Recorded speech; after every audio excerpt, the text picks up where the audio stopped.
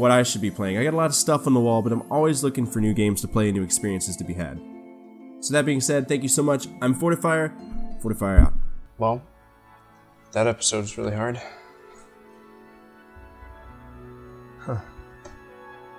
I don't know what I'm gonna do if somebody asks me to do Final Fantasy II. That's gonna be a challenge. I think I have Final Fantasy II though. From that big box of stuff I got. Might as well see.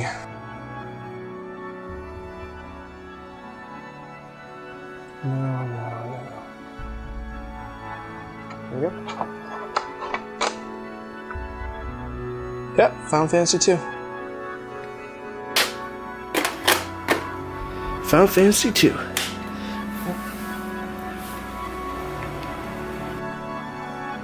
Final Fantasy II, 1991? This doesn't make sense. I could have swore it came out in 1988. Final Fantasy II is a fantasy role-playing game developed and published by Square in 1988 for the family computer? The Famicom? I think I have it. Huh. Okay. Let's go get it.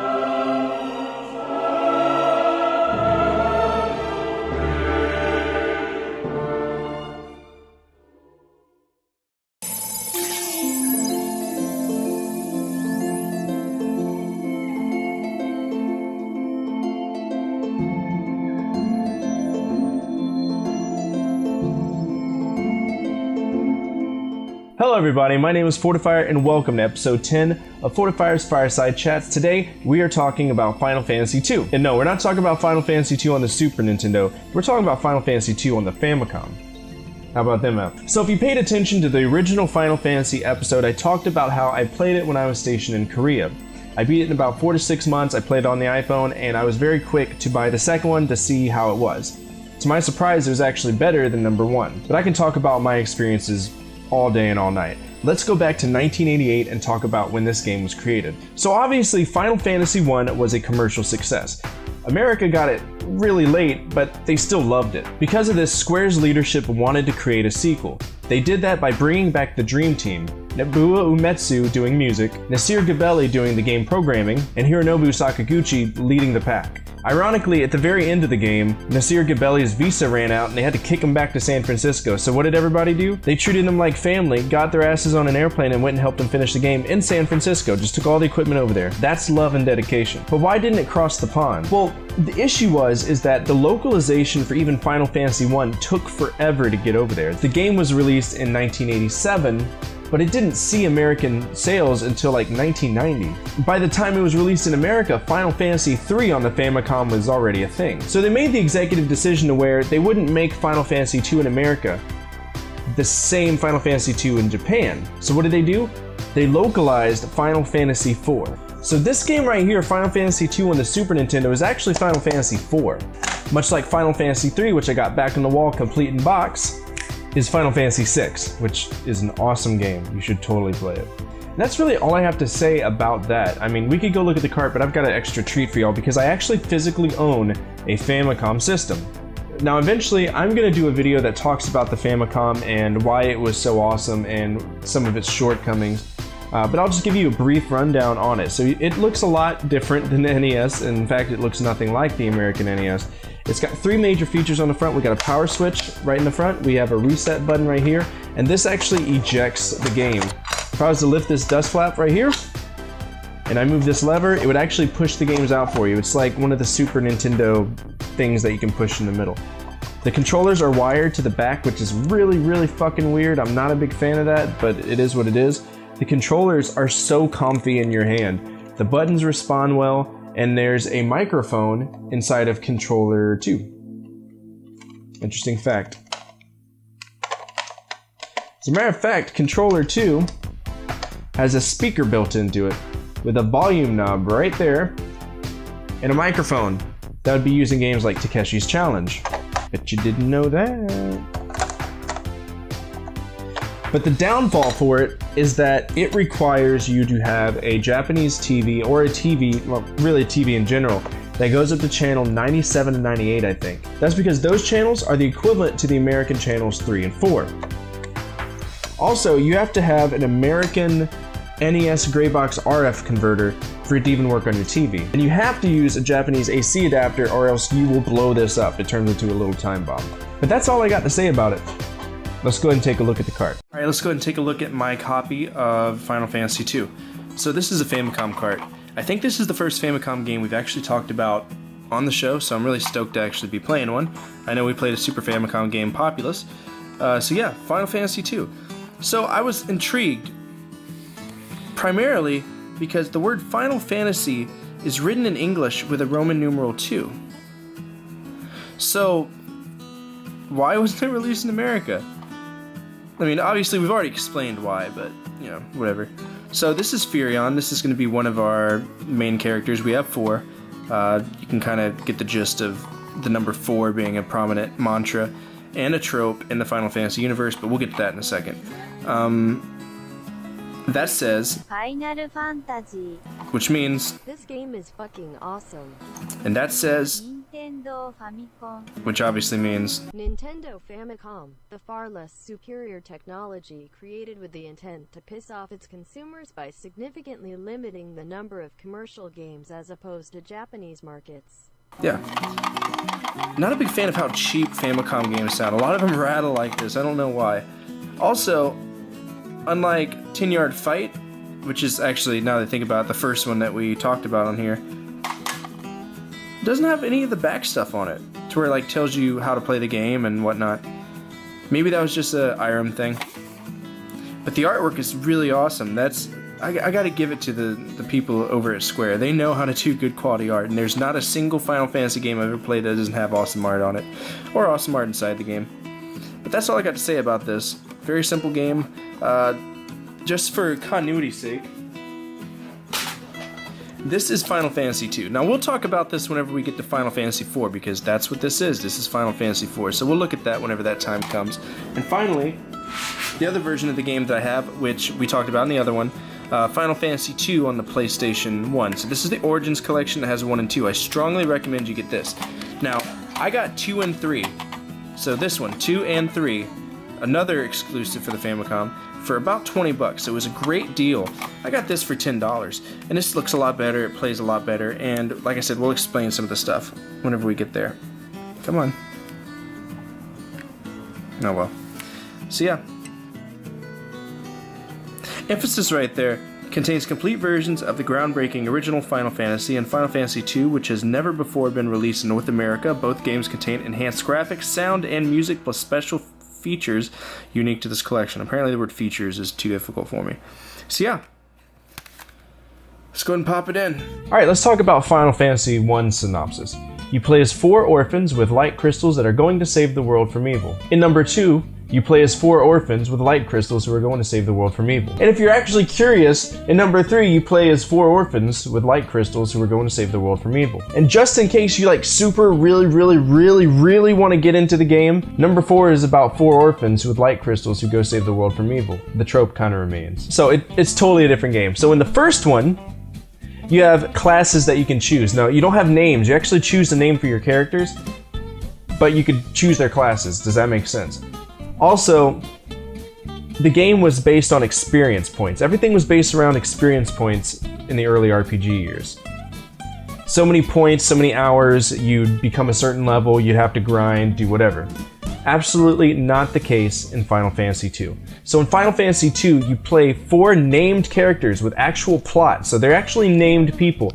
Maria, Leon, Guy, and Firion. Now, I'm not going to say, what happens to them or, their accomplishments during the game, because that would ruin the story. This game is plot heavy. Super plot heavy. Not as plot heavy as like Final Fantasy VII to the point where it's confusing, but it has plot. And the way that the game works is that instead of leveling up with experience points, the actions you take during a game actually define your experience. So if you take a lot of damage and you survive the round, there's a chance that RNGesus will level up your HP. If you deal a lot of damage, there's a chance your damage will go up. Here's the catch. You can't just equip any run-of-the-mill weapon. No, that's too easy. You have to become proficient with said weapon. Additionally, Final Fantasy II introduced the concept of front row and back row, so that if you have somebody who's heavy with magic or really good with a bow, you can move them to the back row. But I could go on and on about how awesome this game is and all of the plot points, but I think it's just better if you see it for yourself. So let's go ahead and take a look at it and go from there. Alright, so this is Final Fantasy II. Much like the first game, it kind of just pops up to a screen. There isn't really a dedicated title screen, and that's purposeful, alright? That's made on purpose. They decided to do that as kind of a story implement. But that's just something Nasir Gabelli did anyway. So here, this is your character selector screen. As you can see, I got the game. There's already stuff on side of it. Alright, I'm gonna go ahead and guess that label on the back of the Famicom cassette is telling me that there's a battery on the inside because it's clearly retaining information. So let's go down here to a new character. So that's Firion popping up, and we'll name him whatever the hell that is. That's Leon, we'll name him whatever the hell this is. That's Maria, and this is Guy. All of these people obviously have different names. In the Japanese release, I'm going off of the American release. And here we go. So we start off the game by going straight into a fight and getting our shit kicked in. Welcome to Final Fantasy II. Right off the bat, we're just gonna get our shit kicked in like nobody's business. Alright, so at the very top, this is attack. This is what you do. if you wanna level up at all, you gotta do this. This is magic. I can't remember who uses magic. I wanna say all 4 of them do. Obviously Maria, being the female character and being tropey in the RPG world, is obviously gonna have more magic. This right here is items. Items will help you tremendously. And then this one is flee. Now, I think in the Japanese version they actually swapped them, so that might be flee. Yeah, that's flee. And obviously it's not gonna happen. I think it's saying can't escape, so we're gonna try to attack something. And we are gonna get wrecked. This is a planned encounter if you can't tell already. I just need them to kill her. Come on. Alright, so everybody dies. Traditionally, it would say the party is wiped, and that would be Murder, She Wrote. But the game is starting. Alright, now I don't know what it says. I tried to download the language patch and my Retron 5 would simply not take the SD card. So this is what we're looking at. A bunch of katakana, hiragana, whatever it is, and I don't know anything of what it says. That is Minwoo, that's a mage who's going to help us out throughout the game. I'm going to run around screaming people's names. Him. Alright. Again, the art style is very, very similar to Final Fantasy 1, which is as expected. Now I wouldn't even call it hit or miss. Like this is exactly like Final Fantasy 1. Here's where it gets unique.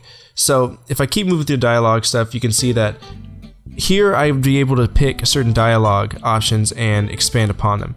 And there's actually, and here are our dialogue options. So right here on this one, I'm able to like show her quest items if I had them. This dialogue option lets me pick something peculiar about what they're saying. In this case, that word, which you can tell is a special word because it has a bracket on the front and the back side of it. So if I was to hit that and click that, I'd get more dialogue options, whatever that says. That's farewell, whatever. So we can walk away. I can talk to anybody, much like the first game. That's as to be expected. We can walk out. Really, really big world. I don't know what town this is. It's been quite a while. And here's the overworld. I want to talk to you. And see, like, the expansive dialogue options are probably the best part of this game. So everybody's with me. And we're going to walk and do the same thing we did in Final Fantasy 1 that's going to frustrate us so much. So we can walk around, get in a fight some wasps. Alright, so we're gonna go ahead and hit some stuff. Looks like they're gonna get either we got a preemptive strike or one of them just ran away. That was a mechanic I forgot happened, that they do run away.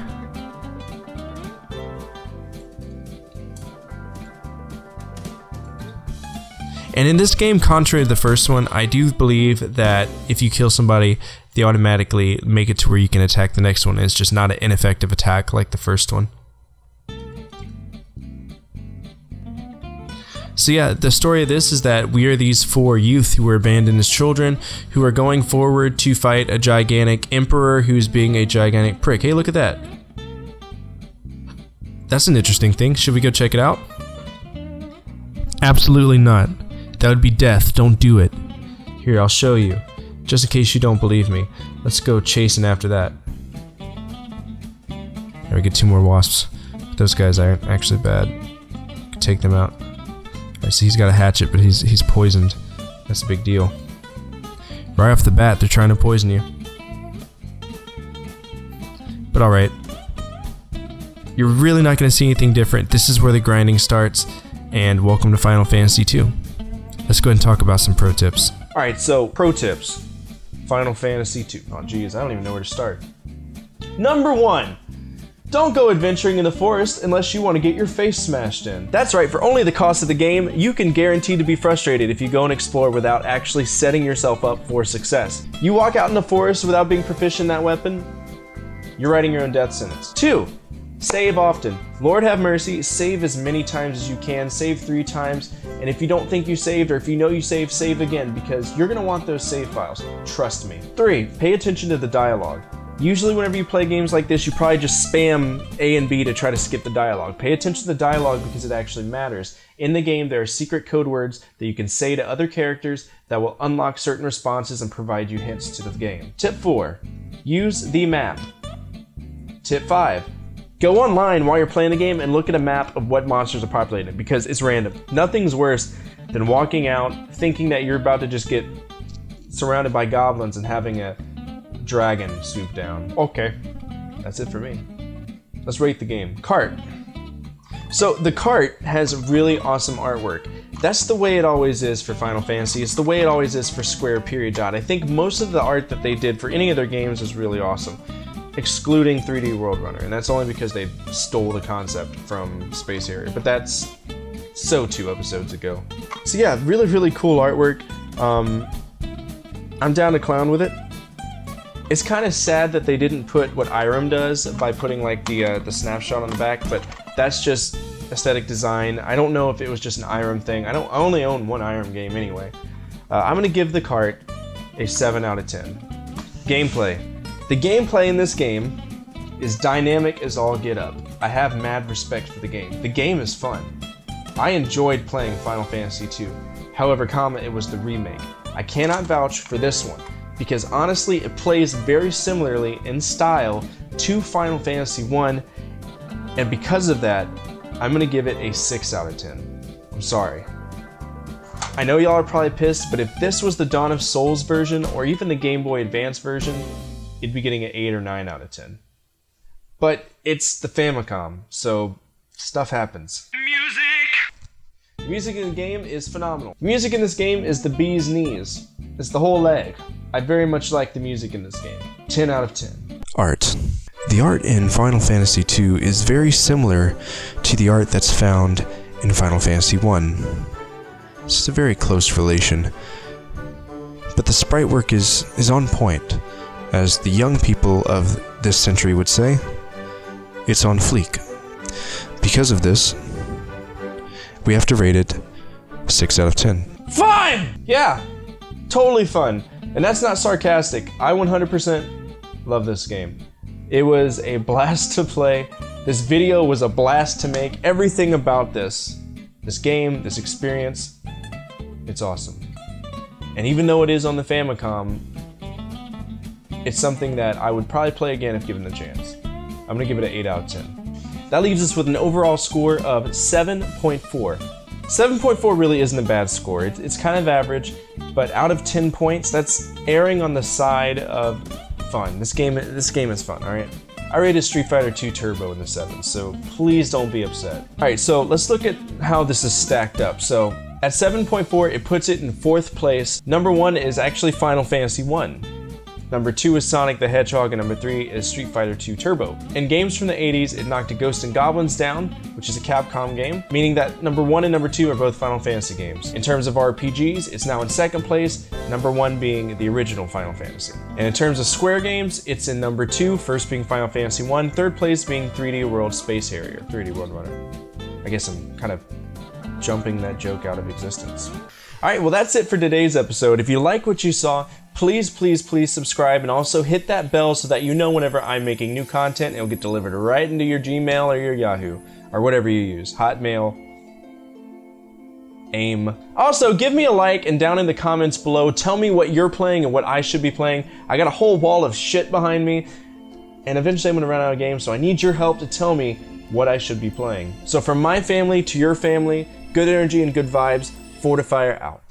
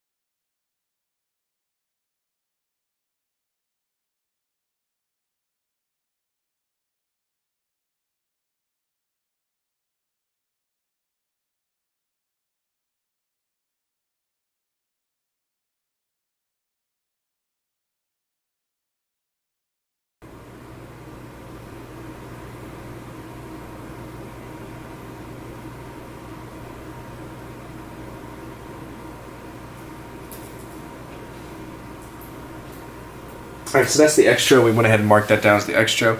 We don't have anything else to record. Well, we're gonna record something, and before we go into Premiere, y'all get to see a little treat. We're going to pull up the Retron 5, and we're gonna let it do its thing. We're gonna play some Final Fantasy fucking 2! Hell yeah!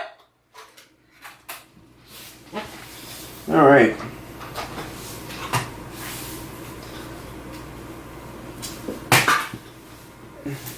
By the way, I am getting an upscaler.